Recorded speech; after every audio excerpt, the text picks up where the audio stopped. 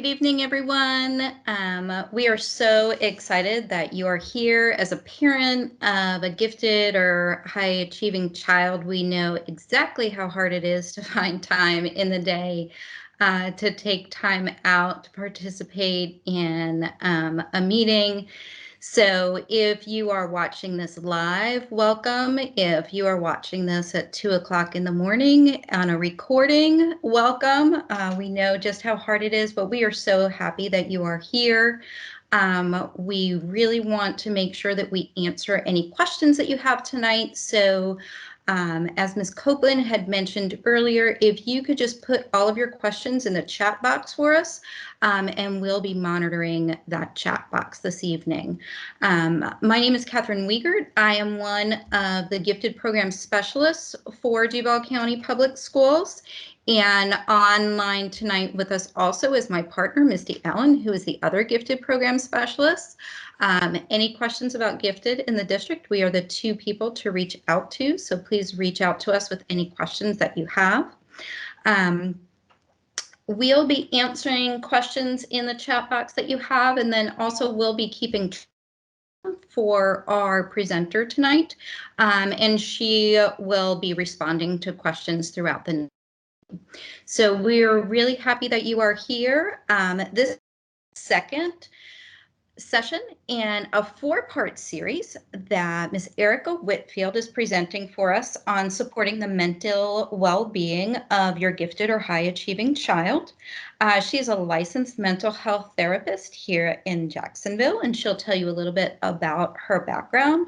But she specifically works with gifted students, so is the perfect person to talk to you about parenting a gifted child and some typical common things that show up in gifted children, like what to do when your gifted child begins to start hiding the truth from you. So that's our topic for this evening, and I'm happy to present Ms. Erica Whitfield, who will come online and share her presentation. I'm going to turn myself off, but I will be here in the chat box, so feel. All right, Catherine, can you confirm that everyone can see the presentation here? Yes, we can. And thank you, Ms. Whitfield, for being here and presenting for us tonight. We're excited to have you. Thank you. Thank you so much, Catherine, for that awesome introduction. Welcome, parents. Thank you for spending a little bit of your evening with me today. We are talking about our gifted students and why they may be beginning to hide the truth. So we're going to get into a lot of good stuff here. And like Catherine said, just a little recap here. Let's take a look at me. In my practice, I work exclusively with gifted children and adolescents. These are our creative kids. These are our kids with high emotional intelligence, high IQs. So I'm specifically going to give you feedback from these kids that may resonate with you. You may have heard some of your kids say some of these things that we're going to talk about tonight. So we'll get into why the non-truth telling happens, and then we'll look at what we as parents can do to help our kids boldly start to feel more comfortable to tell more of the truth. All right. And I hope that this presentation can be incredibly interactive. So we really make this presentation. It's not what you're going to see up here on the slides. It's going to be us. So I want you to feel free to make any comments that you want to make. Ask any questions that you want to ask at any time. And if you have a story that relates to what we're talking about, definitely share that, because I will stick that in the presentation and we'll use some of these examples as we work through how to help our gifted and high ability kids. Sound good? If it sounds good, put awesome in the chat. Okay. At my practice, we define gifted kids as children who enjoy expressing themselves through the arts, academics, or in other ways. And we honestly consider all of our kids gifted because every kid has some kind of unique talent, skill, or other characteristic that they may choose to share with the world. And if they're not sharing it now, we hope that we can help bring that gift out. And when you look at different types of giftedness, I want you to think about the fact that we all have different strengths. So giftedness can show up in many different ways. You can have your intelligence quotient. This is all about, well, it's usually measured by assessments. It's about measuring your range of cognitive abilities. We have emotional intelligence. This is about how well we can communicate our feelings and empathize, relieve stress, show self-awareness. We have our social intelligence quotient, and this is really about being able to navigate human interactions with other people. And then we even have something called a creativity quotient, and that's just our ability to be able to solve problems with using our imagination, coming up with new, unique, and innovative solutions. So our gifted kids their talents can show up in a variety of different ways, and there's more ways than this even. All right. Now let's get back to our topic here, why our gifted kids hide the truth. I'm going to start off, parents, by asking you a question. What kinds of things have you felt like your gifted child may have fibbed about? Put that in the chat. What kind of things are our kids fibbing about? Okay. My kid, when he was younger, had a horrible habit of fibbing about whether or not he brushed his teeth. Okay. Is it a hygiene thing? Is it an academic thing? Is it something related to social relationships? Is it something related to chores? Go ahead and put that in the chat. And then Catherine, let me know if anything's showing up in there. Yep, so we've got some comments, not surprisingly, about homework. That all the homework is done. And then also students are not telling the truth about needing help. They're saying they don't need help. Oh, that's really good. Okay, so I'm hearing homework and fibbing about needing help. Okay, great. Those are two really great examples. So we'll definitely weave those back in as we continue to go through our presentation. Awesome, parents. And if you think of anything else, put it in the chat. And hey, maybe you're just asking for a friend, okay? Maybe it's not your kid, you're just asking for a friend. All right. Here are some of the things that the gifted kids that I've worked with have said to me over the years. So if you look at our first little bubble here, you'll see this kid said, I do it so I don't have to explain things. So for this kid, it was a matter of efficiency.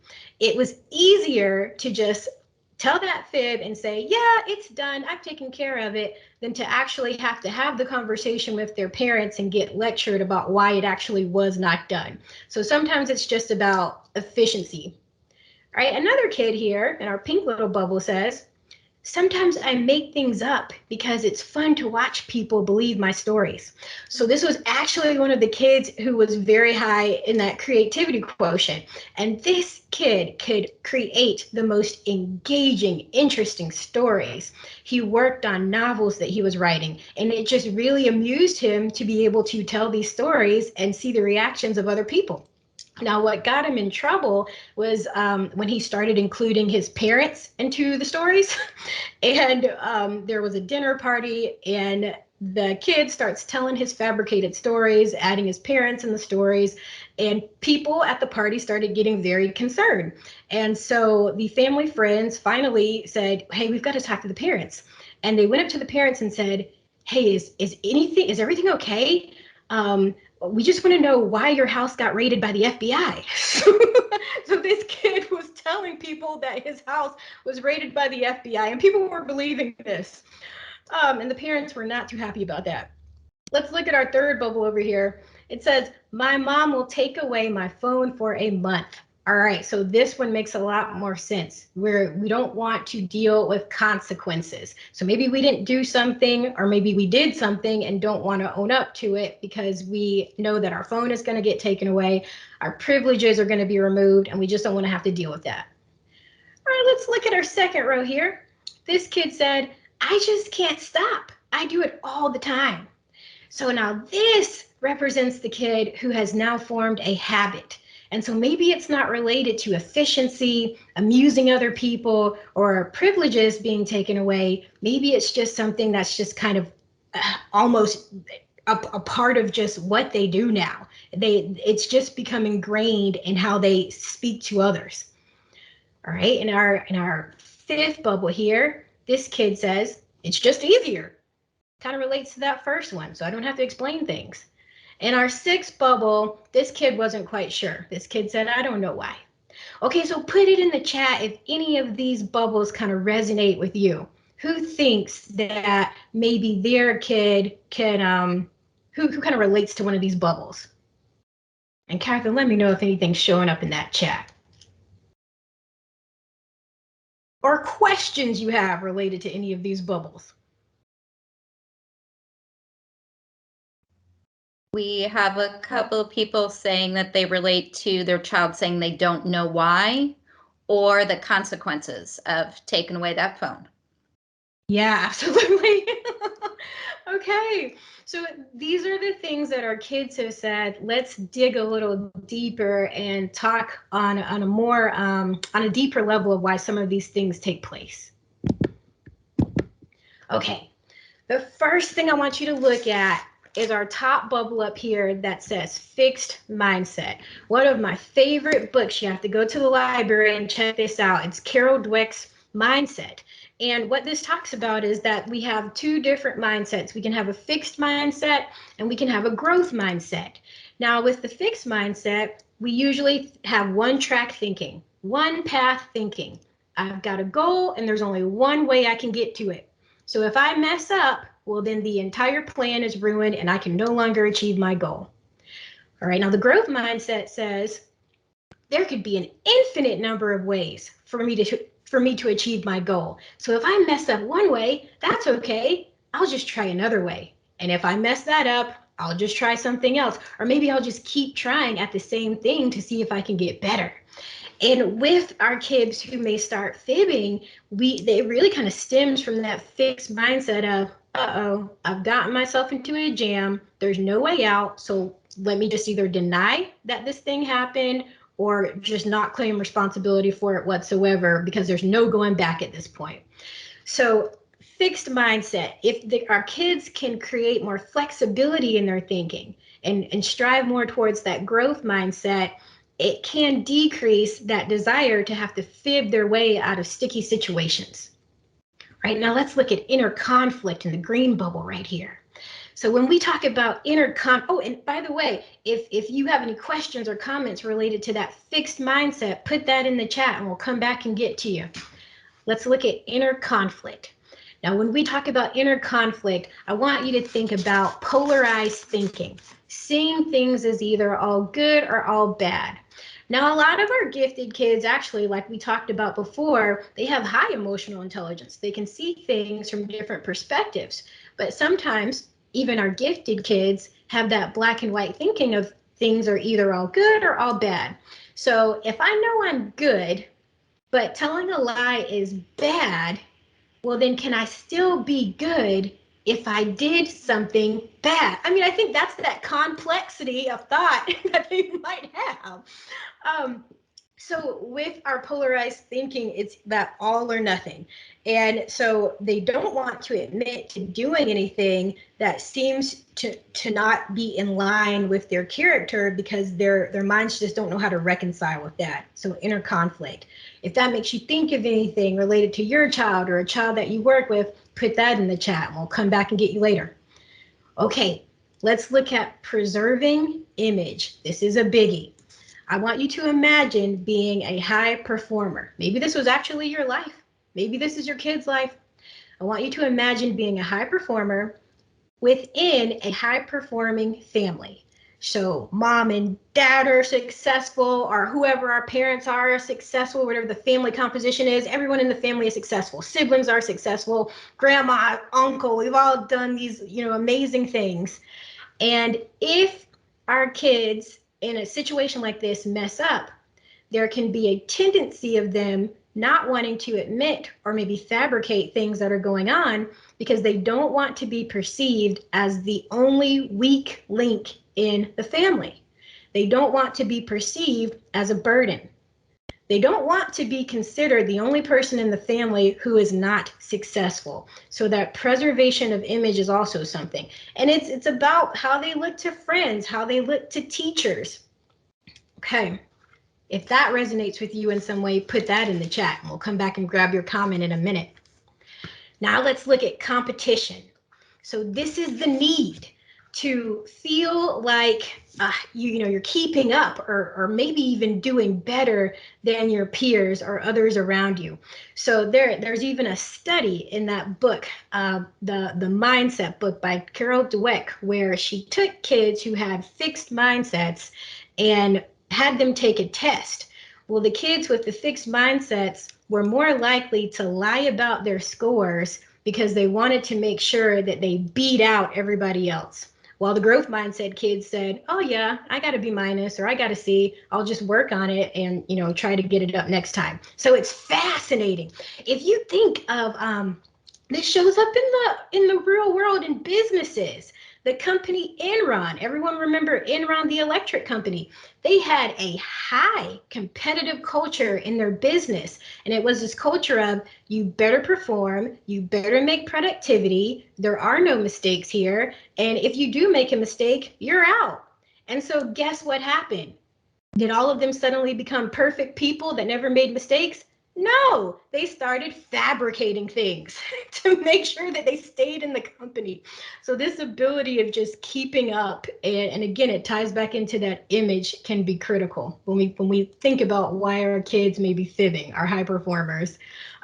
If competition resonates with you, put that in the chat. We'll grab your comment in a minute. Then let's look at unmet need. So when we think about unmet need, I want you to think about the Titanic. Okay, what am I talking about? Well, why did the Titanic sink? It hit an iceberg. But did you know that the captain of the Titanic actually saw what was on the surface of the iceberg and was trying to maneuver the ship to actually miss it? What he didn't realize was that there was a huge chunk of ice underneath the surface of the water, and that's actually what the Titanic hit, and that's what sank the Titanic, not what was at the top that we could see, but what was underneath the surface. So what's the unmet need when our kids are not telling the truth? Think about that. Is it about gaining a sense of power? Is it about attention? Is it about feeling adequate? Is it about justice? A lot of our gifted kids are huge on justice, wanting to make sure things are fair. Okay. If that resonates with you, put that in the chat and in the comments.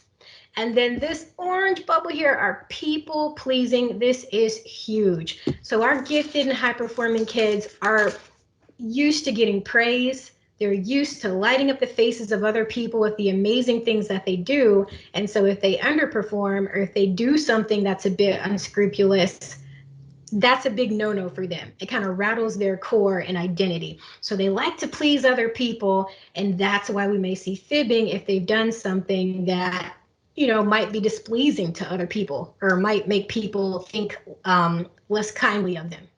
Okay, Catherine, any comments in the chat?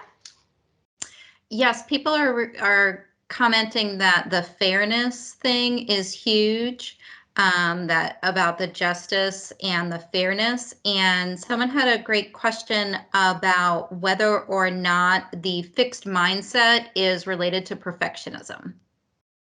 Oh, awesome question. Yeah, thank you everyone for your comments. And I think you're right on track. Who made that comment? Yes, absolutely. So if you have a fixed mindset, there's no room for error. You got to get it right, right? Like there's only one way to get something done. So if you make a mistake, well, then the game is over. So I absolutely think fixed mindset is related to that idea that you can't make mistakes and you have to be perfect. I'll tell you a personal story. When I was in kindergarten, I still remember this, straight A student in kindergarten, and there was this one assignment where I made a 20 on a worksheet. It was a 20. Oh my gosh, what kind of F is that, a 20? And I remember thinking to myself, wait a minute, this is not supposed to happen. People are not expecting me to do this kind of thing. And it wasn't even about like shame or even like, I'm sure shame and embarrassment was in there, but I think what really took the lead was I've got to protect everyone. Like this is going to rattle everyone's minds if I am not perfect in such a dramatically horrible way. So absolutely. Any other questions or comments? Several parents are relating to that their child may be the student who has the unmet need because they don't express their needs. And parents are wondering, what are some ways to find what that unmet need is in their child? That's a really good question, and that's a big one.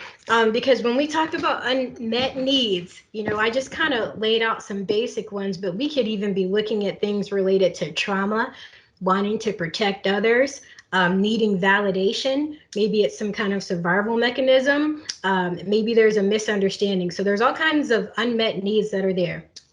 What I heard was that piece about, if my kid is not speaking up, then how can I meet their need? Okay, so if your kid is not speaking up about the underlying issue that's causing them problems, I want you to pay attention to what they are saying, because and watch them, because even if someone doesn't clearly tell you what's wrong with them, what I've noticed over my years of counseling is that if we're struggling with something, it's going to come out in many things that we do, and also in many things that we talk about. So lots of kids come in and they'll talk to me about cartoons. And based on the characters that they choose to focus on in that cartoon, the problems that they choose to focus on that these characters are having, tells me everything I need to know about what's going on with them. So if your kids are not wanting to open up, meet them where they are, focus on what they are willing to talk about, and then see if you can kind of weave in that support. Now, I'll tell you this, and this isn't going to be popular, but a lot of our gifted and high-performing students really don't want help. Okay, so sometimes they just want validation.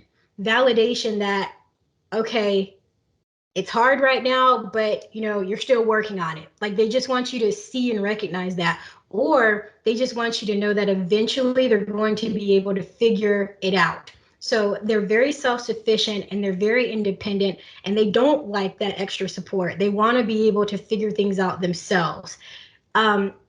Give me some feedback on that so we can keep talking about this, because I know that's big. And I know many questions that you may be having are, but what if my gifted kid is failing and I'm seeing them continue to decline? Is anybody thinking that?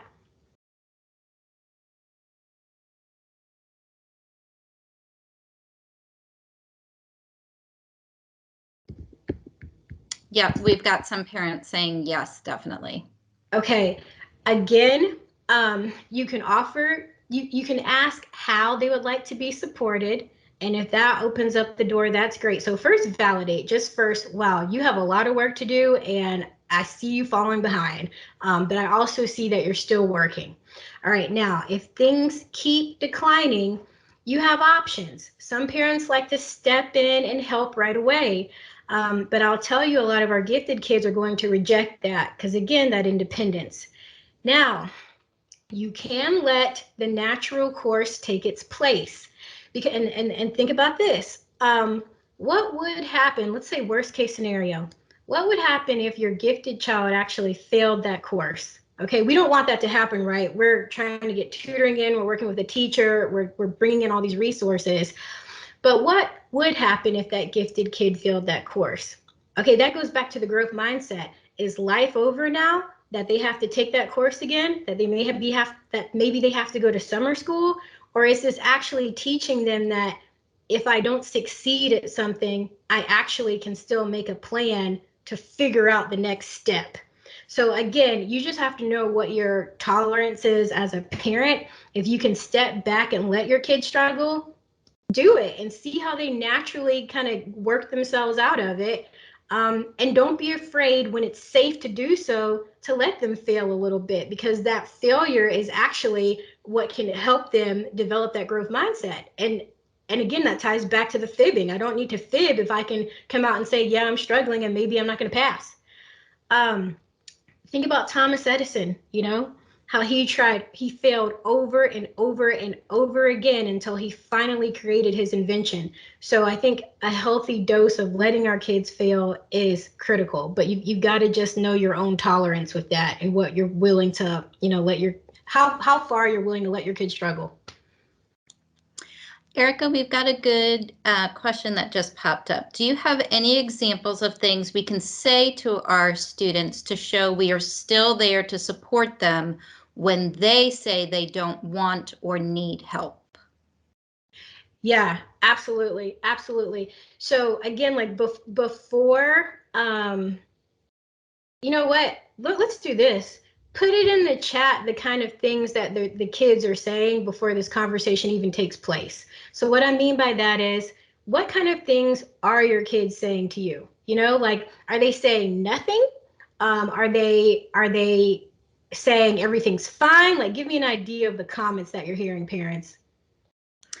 So we've had some parents say that, their child says that they've got this, but it's not getting better. Okay. Is saying that they don't need help. Um, let's see, that everything's fine. Yeah, yeah. So again, like I know the parental response is wanting to jump in, and you can definitely let your kids know, well, if you do need help in the future, I'm here for you. But again, if your kid doesn't want help, trying to jump in and help is actually dismissing their self-sufficiency, and they're not going to like that. But just let them know. So this is what you can say to answer your question. If you need help in the future, know that I'm here. Anything else in that chat? Yep. Students are, when parents are asking, has school, students say, fine. How'd you do on the test? Okay. Do you need help? No. So you just responded to that one. And this actually goes to what you just said too, that the student's saying that everything's fine, that they've got it handled, and that they're saying that the parent checking in on them causes them more stress.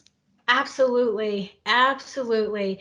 And here's the thing, there's so many variables going on with our kids too. I mean, our gifted kids know how to strategize. So sometimes when you see those low scores, that was intentional. Sometimes they're intentionally not completing certain things because they have to put their priorities in another academic focus.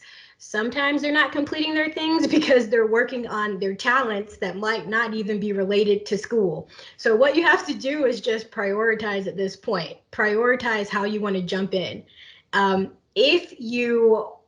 If academics are very important to you, and if your kid is saying everything's fine and they're failing, you can start to put some stipulations around that. You can say, all right, well, let's negotiate. I'd like to see this grade up to a certain point by this time, or these supports are going to be into place, or these privileges will no longer be into place. So again, give your kid time, give them some space and time to kind of try to get things up, but you can put some contingencies in there too to let them know, like, all right, I said I was going to do this, and if I don't, well, now I know the help is coming whether I want it or not. And they're going to be upset and they're going to be mad, but you gave them that warning and you gave them that choice. Anything else? Yep. Another good question. Should parents let their students fail when they see that their struggles are coming from organizational skills? Or is that something that they should be helping with, even if the student is saying they don't want help? Yeah, yeah.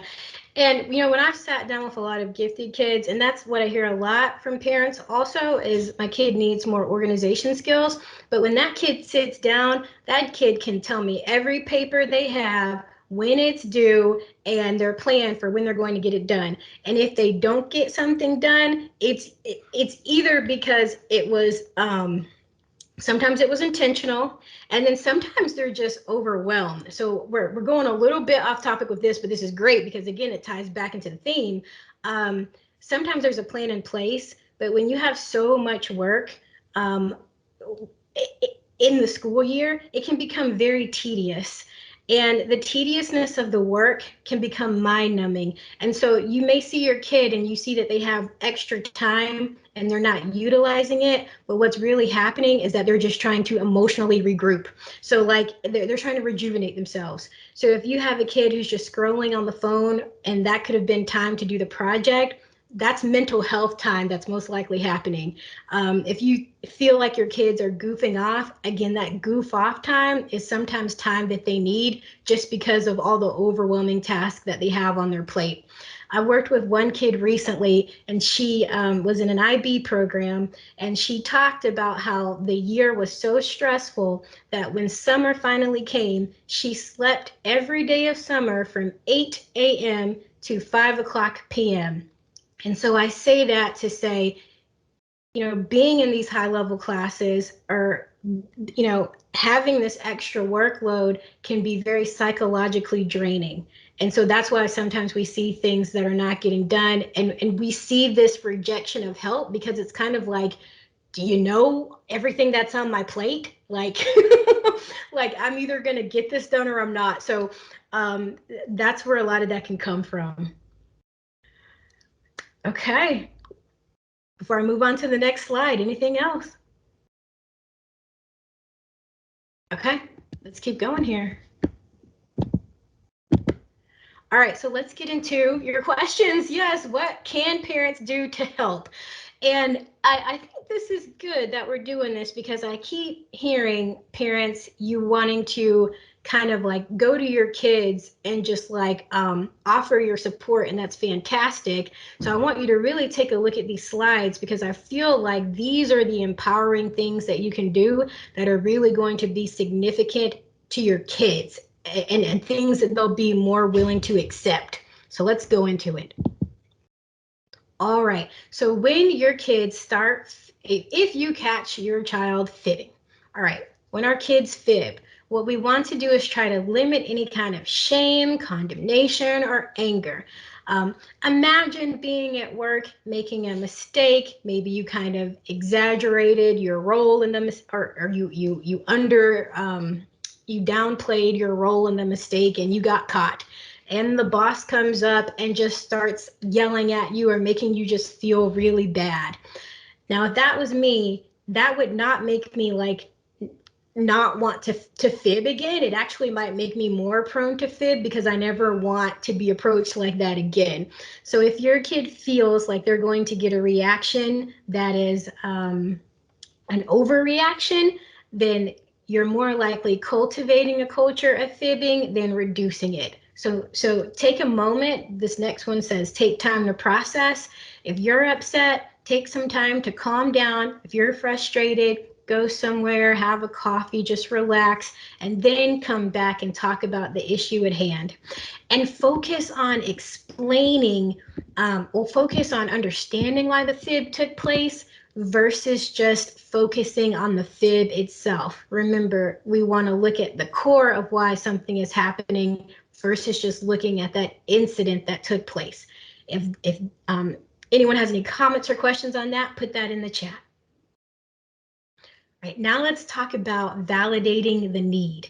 Now this is a really great model that you can use when you want to go approach your kids about these conversations. So let's say this is the situation where the kid has not turned in a lot of assignments and they're saying everything's fine. And by the way, parents, side note, like sometimes like the grades just haven't been put into the system yet. So like sometimes you may see your kid and they've got like, it looks like there's so many missing things, but really it's just like the teacher's just catching up and she's going to add that stuff in later and then you'll see the grade go up. So that's just a side note.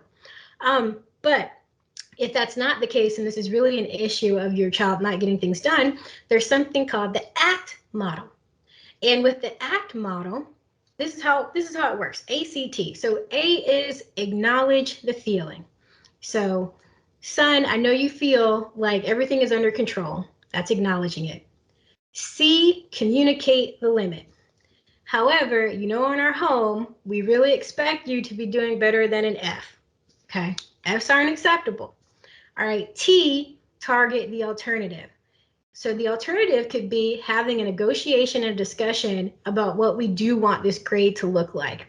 So you could say, look, F's aren't acceptable, but what can we work on? What do you feel like you could do to bring this up to something that looks a little bit better so that you can continue to progress in school? So you acknowledge the feeling, communicate the limit, and then target the alternative. And you can use this in so many different ways. I mean, even the kid who's constantly saying, I got this, everything's fine, but then maybe even a report card comes home and there's really bad grades on it. Again, acknowledge the feeling. Hey, look, I know you thought everything was under control. C, communicate the limit. Let's look at the report card. There are several F's, so it looks like things weren't under control. And then T, target the alternative. What supports can you think of that would be helpful for you in the future?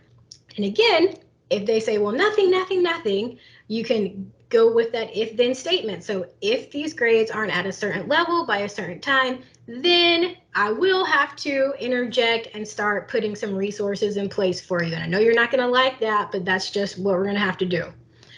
All right. And that's only if you're not willing to just let them work it out, let them have less than perfect results. You can also go that route as well, like we talked about before. Any questions or comments in the chat, Catherine? Yep. There was a comment that, if a student earns a 78, they'll hide the test, but then if they earn 100, they show it to the parent right away. And how can the parent help with building confidence in this situation for the child to share all results? These are such awesome scenarios. So I would have to say, let's go back to like that parent reaction. What's the reaction when the child shows that 100? Is it lots of smiles and praises and good jobs? What's the reaction when the child shows the 78? Even if, and I want you to, be really honest with yourselves, parents, because I know I do this. Even if I look at that 78 and I don't shame or blame, I'm still not as happy as I would be if I saw that 100. And kids are picking up on that. So they know the reaction that you give them when that 100 comes home. And they also know the reaction that's like less than excited when the 78 comes home too. So what I recommend is look at that 78 and say, oh man, all right, you got a 78. What do you think about this? Ask your kid what the kid thinks about this, because the kid might say, you know what? This was a really hard test, and so I'm proud of myself for getting that 78. Or the kid may say, I could have done better. 78's horrible. I want to get a higher grade. So check in and ask them how they feel. And then after that, you can even look at that 78, point out some of the things that they did great on the test. So look at the answers that they got right and just kind of explain it, say, oh, wow, look at that. You got that one right. Okay, nice. Tell me more about that. If it's like an essay that they wrote, pick out the parts that they did do well on and let them see that it's not all bad. Yeah, it's not maybe the grade that we were expecting, but there were still some great things that happened on this paper that has a 78 on it. It's not all or nothing. It's not win or lose here. Any other questions? And Erica, can you talk a little bit more about, and just explain again about targeting the alternative? Yes, targeting the alternative. So targeting the alternative is basically like letting our kids know that they can't do that thing that is inappropriate. So the fibbing is inappropriate. That's the limit that we're going to set. No fibbing, but targeting the alternative is what we can do. And when we look at what we can do, we're now opening ourselves up to an infinite number of different ideas that can take place.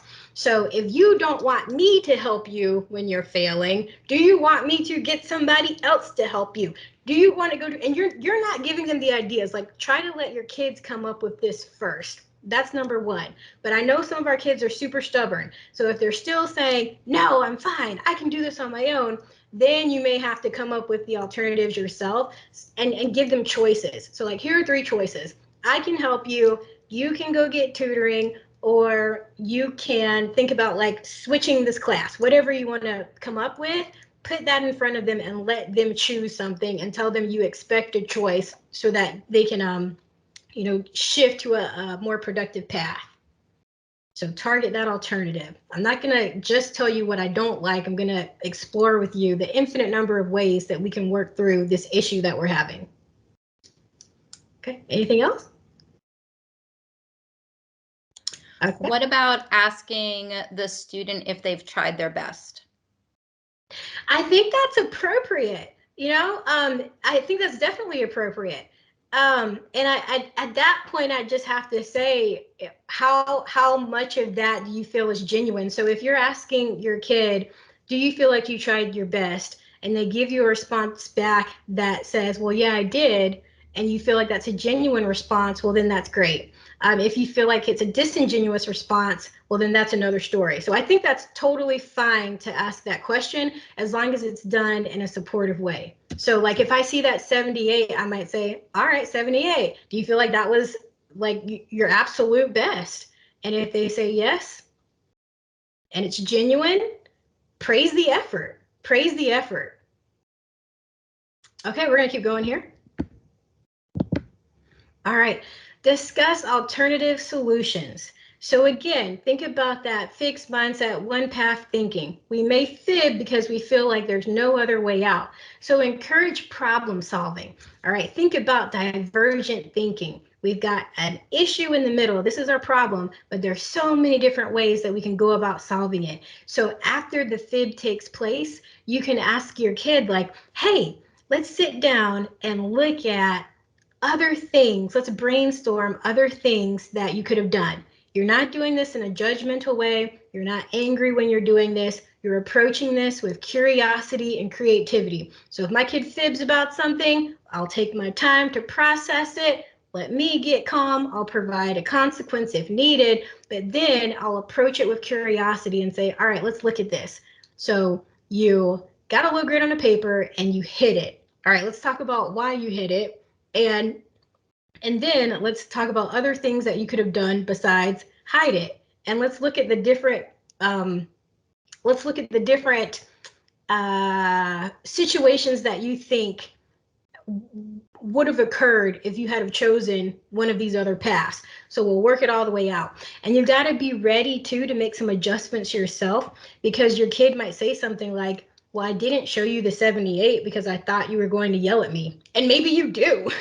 Or like, I didn't show you the 78 because I thought you were going to like take my stuff away. Okay, well, that's a totally appropriate consequence. So you two just go through it. It's kind of called chain analysis. Start with the problem and then back up. The problem is the fib. I fibbed because I thought I was going to get in trouble. I got in trouble because I got a low score. I got a low score because, and then just keep working your way backward and see if you can identify a little sweet spot where you can think of alternative ways so that that fib doesn't have to take place later on down the line. If that makes sense. All right. Let's look at the consequences. So first, remember that nobody is perfect and that we can provide age-appropriate consequences when our kids tell fibs. We want to let them know that it's not okay. However, consider if the natural consequence that took place in itself is already enough. So if your kid is already feeling really down and humiliated, that in itself could be enough of a consequence. You may not even have to do anything else. And our high performing kids are, they can have very high sensitivities. And so when they're caught in a fib and they know that they have, upset someone else by this fib, that hurts. So that in itself might be enough. But if it's not, you can definitely provide those age appropriate consequences. But remember, we're giving our consequences with love. And we're doing that because if we're angry, if we're upset, we're just teaching them that next time they better do an even better job fibbing so that they don't get caught. Because if they do, this is the backlash that happens. Any questions or comments about that?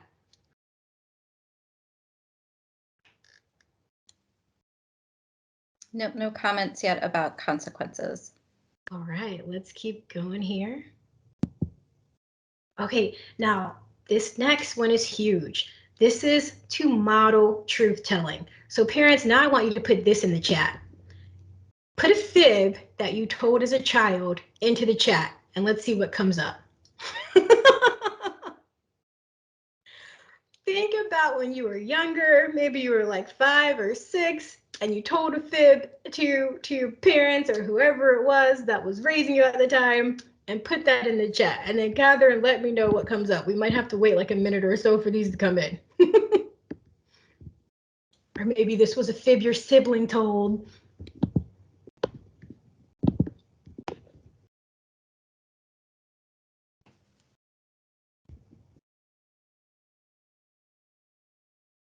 Okay, one person has said that they would always say that they were older than they really were. Yes, right.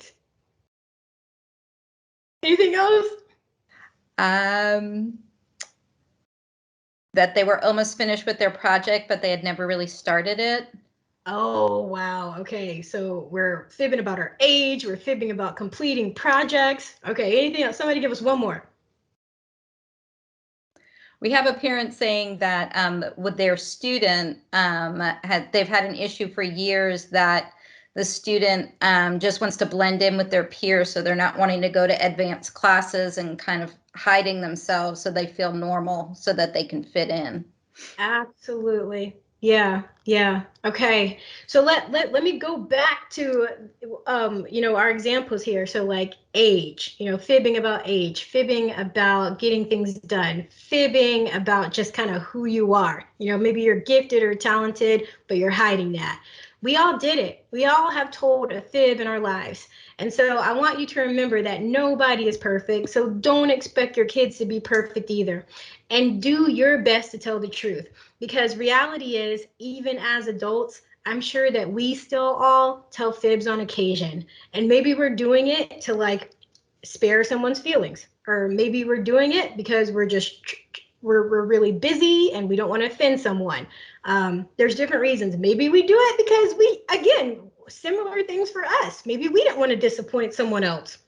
So model your ability to tell the truth as well. Your kids are paying attention. So when you're on the phone with your family members and you're saying, oh, sorry, we can't make it because we've got this event coming up, your kids are seeing that, and your kids know there's no event, and maybe you're just trying to fib your way out of that. So just even the little simple things that seem harmless, make sure that you do your best to just cultivate that family culture of truth telling, because if they see you kind of fibbing here and there, then they're going to think it's okay for them to do the same thing. It's just a convenient thing to do when there's something I don't want to do, or something I don't want to explain, or if there's a mistake that I've made. All right, and then share your stories. So the stories that you just gave, if they're age appropriate, let your kids know that you're not perfect. You fib too. Fibbing's going to happen. There's no way to completely, totally eliminate fibbing. They're going to do it again. But just model to them that it's okay to open up. You guys can work through it. And no matter what happens, you can come together to figure out a solution. Okay, that open mindset is what's going to decrease the fibbing. You won't be able to totally eliminate it, but it will decrease it. All right, now let's look at our last one here. Okay, building self-esteem. Huge, huge, huge. So for your creative kids who are really fibbing because maybe they like to use their imagination, I'll give you a story. I had one kid, and I'll change the details around. She said that a kid in the cafeteria came up and took a cupcake and smushed it in her face. And I was so upset. I was getting ready to call her mom, and we were going to go to the school. But then she says, and then another kid came up with another cupcake and smushed it in my face. And then she said, and then every kid in the cafeteria grabbed a cupcake and they all took turns walking to my table, smushing cupcakes in my face. And at that point, I said to myself, okay, I don't think this is real. So for your kids who just love to exaggerate, they love to captivate an audience, create new experiences, go interesting places, give them things real to experience and interesting to talk about, so that they can feed that imagination in ways that are actually healthy and genuine. All right, get creative, have them journal, have them write stories, find ways to support this imaginative mind of theirs. And then finally, use positive affirmations. So let them know that even when they fib and maybe they're in trouble, they're still an awesome kid. You love them regardless. That's huge. When kids know that you have, when kids know that they have your unconditional positive regard, they're going to feel safer. And the safer they feel, the less likely they are to fib, because they know that you can handle this thing that has just taken place. If they know you can handle it and they can trust you to hold this, they'll be more likely to open up and talk about the things going on. All right. So any questions or comments in the chat? What advice should they give their child that wants to regress or just fit in because they think being smart makes them set apart from their peers? Yeah, and this is a developmental stage too. So kids get to a certain stage where that's just developmentally appropriate. They don't want to stand out. They want to blend in. Sometimes with maturity, you'll start to see a decrease in that. So sometimes they'll age out from that desire to want to be like someone else. But then sometimes, think about it as a muscle. Think about being different as a muscle.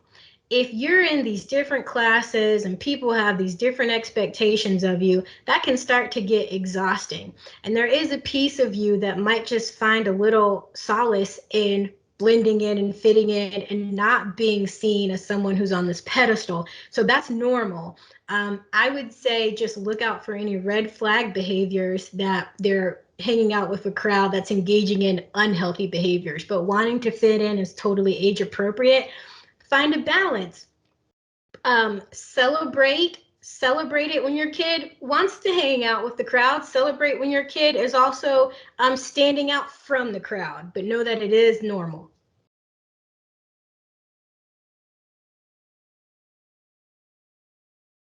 Any other questions or comments?